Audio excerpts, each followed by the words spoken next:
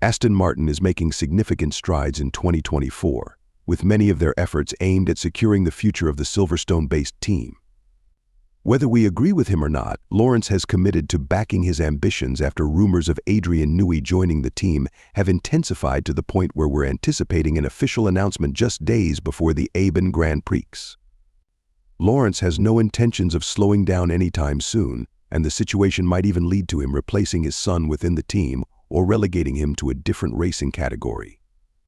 Given the potential Aston Martin currently possesses, we could see them vying for championships starting in 2026.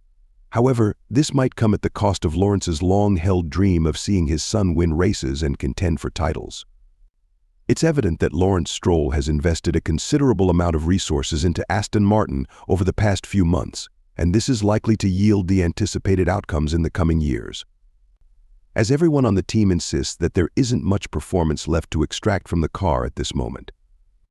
The focus has now shifted to 2025 with the arrival of Enrico Cardile, the former technical director at Ferrari, along with Andy Cowell, the former head of power units at Mercedes. Lawrence has made it clear that there will be no more games. He is determined to win races and championships starting from 2026. This is the year when Honda will also step in, exclusively supplying the British team with engines, a privilege that very few other teams can claim once the new regulations take effect. This sets the stage for an ideal environment for a star driver like Max Verstappen. One of the most discussed topics in the Formula One world at the moment is Adrian Newey, and we are on the verge of receiving confirmation from Aston Martin that he will be a new member of the fully revamped team. A change that Stroll facilitated by showcasing the facilities and technical capabilities at the Silverstone factory, aided by Fernando Alonso's influence and the fact that Newey would be working very close to his home in the UK. It's reasonable to assume that these factors were crucial in making the entire agreement possible. Additionally, Newey will hold a significant position at Aston Martin, distancing himself from the more limited role he had at Red Bull, where he concentrated on the RB17 hypercar project. Discussing Newey's opportunity at Aston Martin, Lawrence Stroll remarked that he and Adrian have been in talks not just for months, but for years. Adrian is undeniably the most talented and skilled individual in Formula One, based on his track record and history, so I am thrilled about the prospect of him joining our team, and I believe that every other team on the grid would feel the same. What many fail to recognize is the magnitude of resources that have been allocated to transform Aston Martin into what it is now, or more precisely, what it is about to evolve into over the next few years. This is where Lawrence Stroll's greatness shines. However, if he wants to see his team succeed in races and championships, he may face a reality where the face of his team isn't his son, who was once seen as the leader of the transformations at Aston Martin and a future champion of the sport. It is also worth noting that Newey is someone who likely prefers to collaborate with the best drivers available. Therefore, if he signs with Aston Martin, he will do everything in his power to entice Verstappen if the Dutchman finds himself dissatisfied with Red Bull by that time. A partnership between Alonso and Verstappen is significantly stronger, both in theory and practice, than one involving Stroll. Considering that Newey has no family ties to the Strolls, this would likely be the preferred lineup for the British mastermind.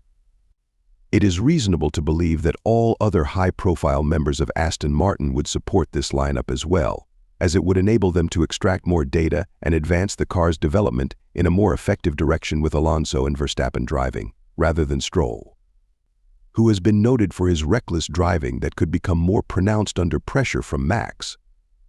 Presently, Fernando Alonso is much closer to concluding his F1 career than beginning it, and at this stage in his 40s, for him to maintain his current passion, it would require a highly competitive car and a respected team of engineers. Aston Martin can offer this, but the team has no intentions of stopping there. They are in pursuit of the best.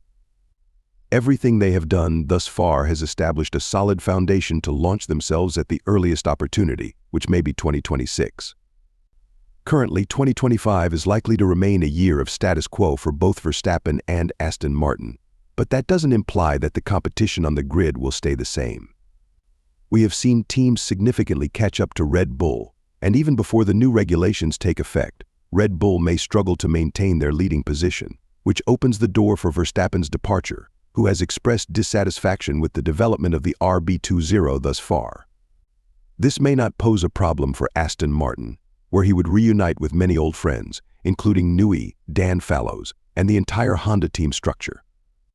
We know how passionate Max is about the Japanese manufacturer, and according to the three-time world champion, they were instrumental in his first championship and the two that followed. Therefore, the prospect of racing with them again should not be dismissed lightly. It's not only the expertise of the individuals that could elevate Aston Martin. We are talking about the modernity of their facilities. The Silverstone-based team is set to have a brand new wind tunnel simulator and factory operational from 2025. Given that Newey managed to negotiate a deal with Red Bull that allows him to bypass the gardening leave for 2025, his input on the next generation of cars will be invaluable.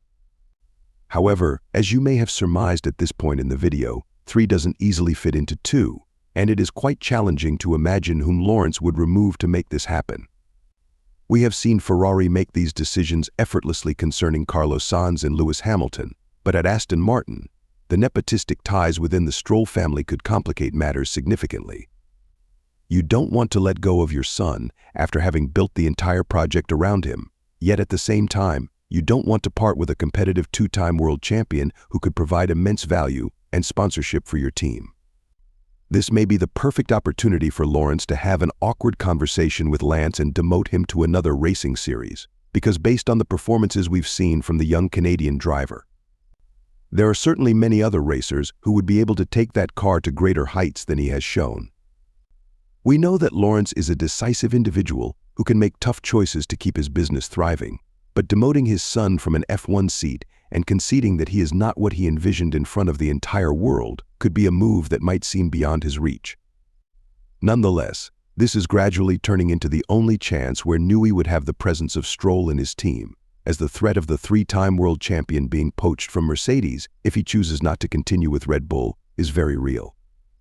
Despite Toto Wolff confirming the commitments to George Russell and Nyck de Vries starting from 2025, if you don't have the best drivers in your team, they end up racing against you. Time and time again. In 2025, we will see that a significant difference is made by the driver just as much as by the competitiveness of the car, if not even more so. The phrase suffering from success could become a reality for Lawrence starting from 2026, as all his strategic decisions to bring in talents like Cowell, Cardile, and Newey, along with substantial investments in Silverstone's facilities, demonstrate that you can't have everything your way.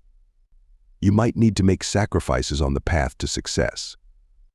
As of now, this appears to be the only logical approach for Aston Martin to win races and championships, because to suggest that Alonso would simply abandon the project would be a significant claim, especially after all he has endured with the team's downgrading that has effectively turned them back into a lower-tier team rather than a midfield or competitive contender.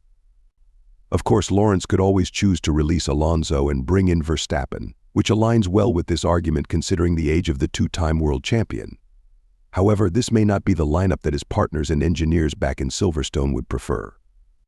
If you have Newey on your team, rest assured that he would seek to collaborate with the best of the best in the sport. It's hard to imagine a more formidable duo than Alonso and Verstappen. With this in mind, do you think Lawrence will make the difficult choice to part ways with his son and replace him with a 3-time world champion? If so, do you believe his team will clinch the championship sooner rather than later starting in 2026? Share your thoughts in the comments below.